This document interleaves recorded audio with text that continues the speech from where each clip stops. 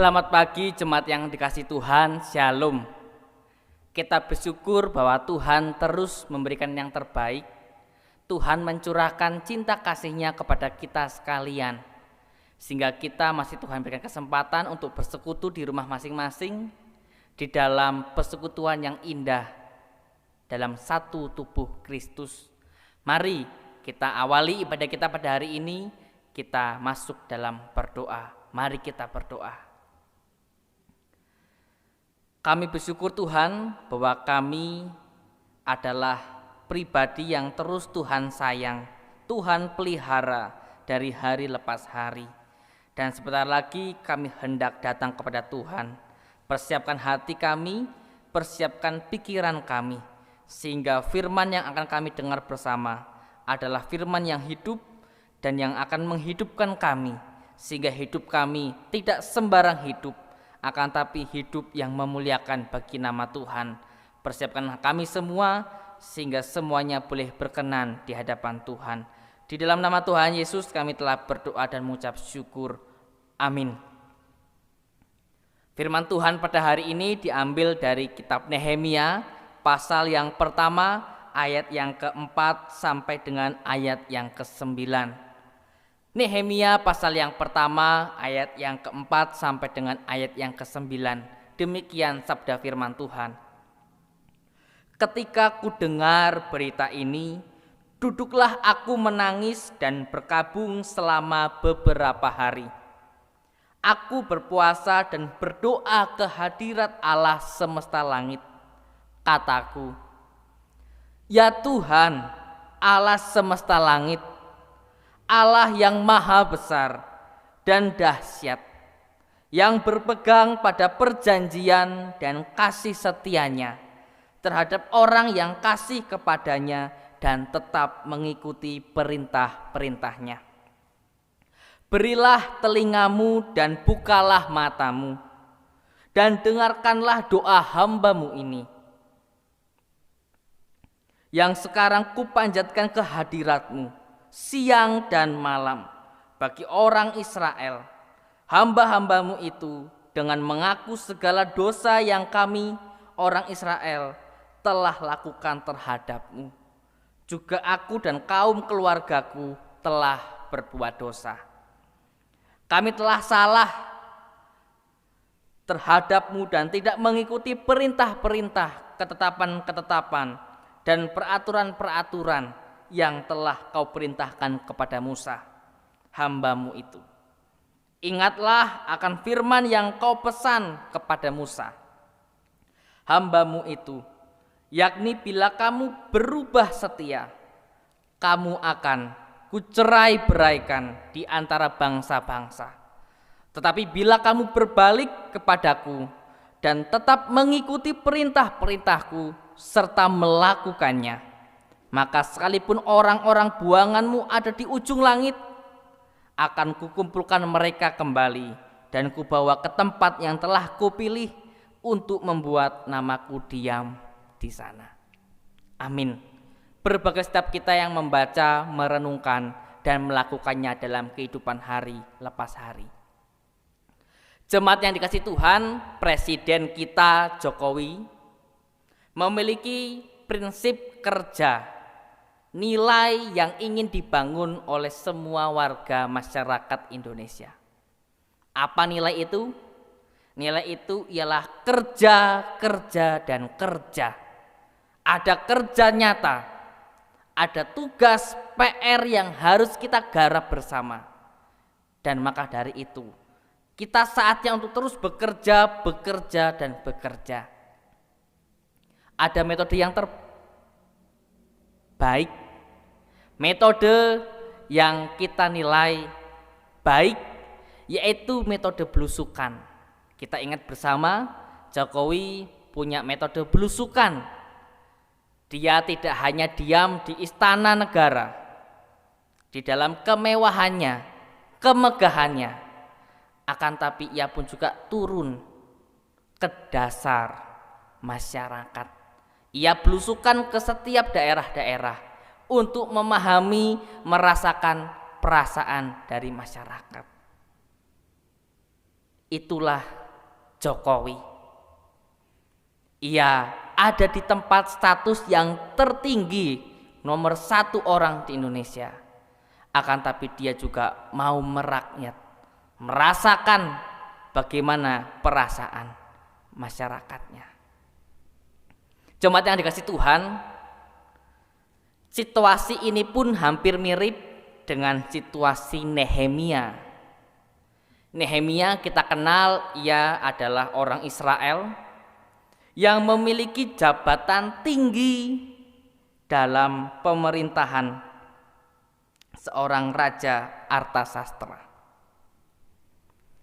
Ia sebagai juru minuman raja, posisi yang tidak main-main, posisi yang berdekatan dengan raja dan sangat sentral dalam kehidupan si raja. Akan tapi Nehemia tidak lupa, ibarat kacang lupa kulitnya. Ia pun berbela rasa. Ia pun merasakan hal yang sama sebagaimana saudara-saudaranya yang ada di Yerusalem.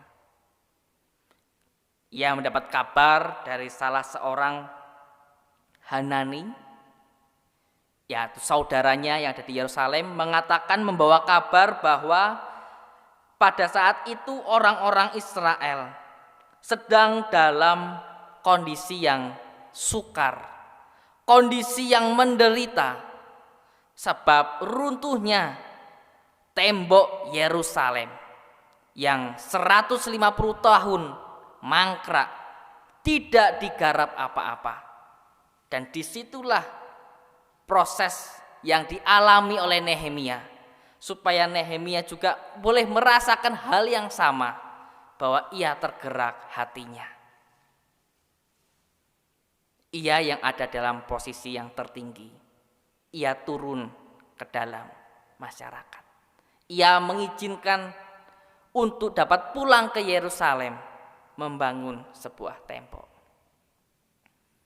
Itulah nilai yang akan kita dalami pada hari ini.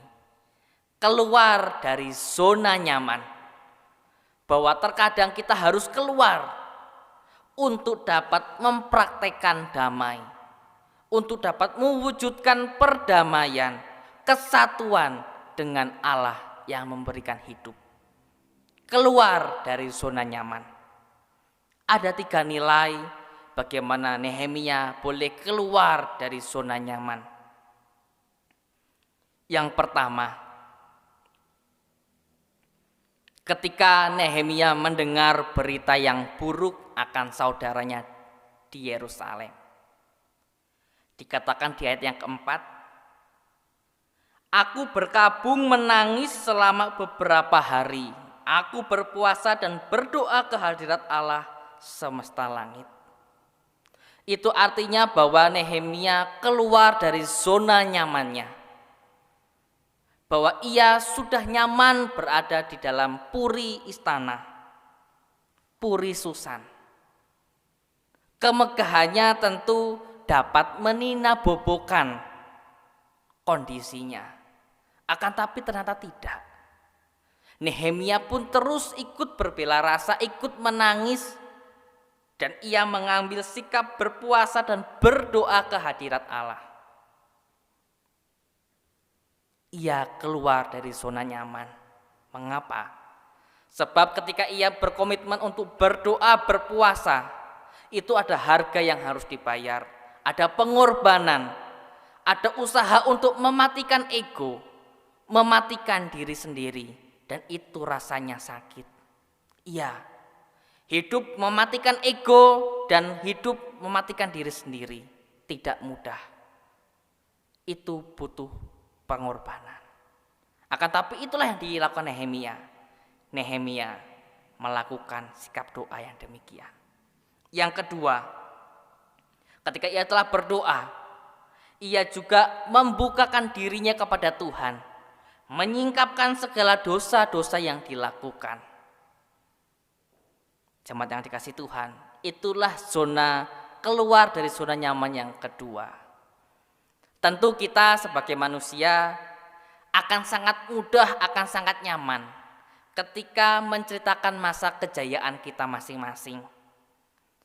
Sangat nyaman ketika kita menceritakan kesuksesan yang telah kita peroleh, status maupun predikat yang boleh kita capai. Tentu akan merasa nyaman. Akan tapi di sini Nehemia tidak.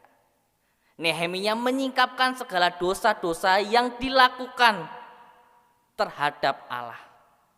Bahwa ia mengaku bahwa ia serta keluarganya pun juga tidak seturut dengan kehendak Allah.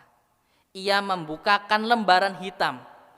Ia memasuki dirinya yang kelam serta mengakui dosa kepada Allah. Itulah proses yang tidak nyaman. Ada proses membukakan diri seluas-luasnya di hadapan Allah. Mengaku dosa, bahwa aku adalah pribadi yang fana, yang telah berdosa di hadapan Tuhan. Dan itu pun tidak gampang. Itu pun sulit.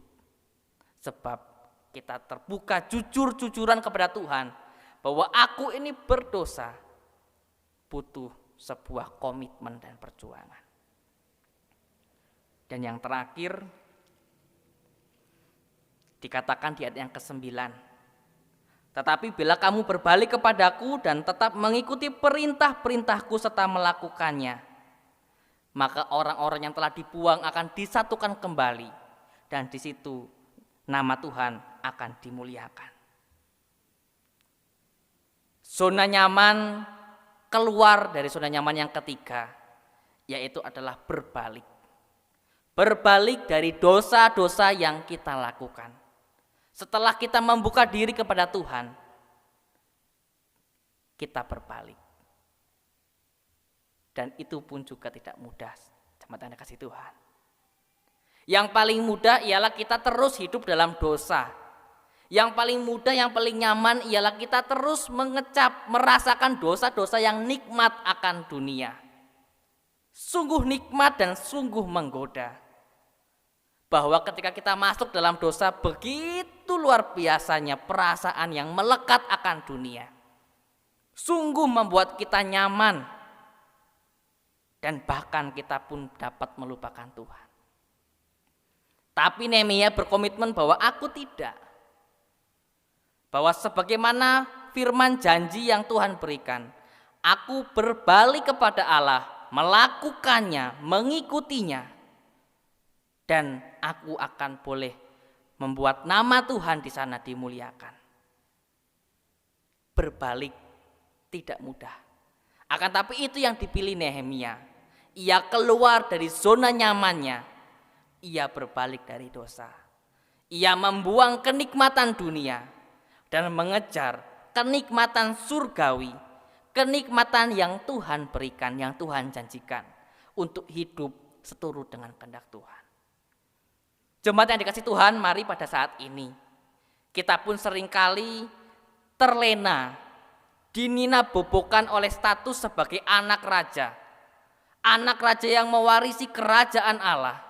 Terkadang kita lupa bahwa status itu, status yang besar, meninabobokan kita untuk mempraktekkan kasih, untuk mempraktekkan damai sejahtera bagi banyak orang. Kita pun sering egois. Keselamatan itu hanya untuk diri kita pribadi. Mari kita keluar dari zona nyaman kita. Kita mau mengakui setiap dosa-dosa kita. Kita mau terbuka kepada Tuhan. Dan kita mau berkomitmen, aku mau berbalik. Aku mau berbalik dari dosa-dosa dan ikut Tuhan selama-lamanya. Selamat untuk keluar dari zona nyaman. Tuhan memampukan kita dan terus menaungi kita. Amin. Mari kita berdoa. Tuhan, terima kasih firman yang boleh kami dengar pada hari ini, mengajarkan kami untuk dapat keluar dari zona nyaman kami. Bahwa status sebagai anak raja, status sebagai pewaris kerajaan Allah, seringkali kami dininabobokan. Kami tidak sadar bahwa kami terlalu enak mendapatkan anugerah yang daripada Tuhan. Kami sering lupa untuk dapat mengamalkan nilai-nilai yang Tuhan ajarkan. Mari Tuhan bantu kami, berikan kami hikmat untuk dapat kami boleh keluar dari zona nyaman kami masing-masing. Kami mau keluar, kami mau mempraktekkan damai, kasih itu kepada banyak orang. Sehingga namaku, sehingga nama Tuhan akan boleh kami muliakan. Di dalam nama Tuhan Yesus kami telah berdoa dan mengucap syukur. Amin.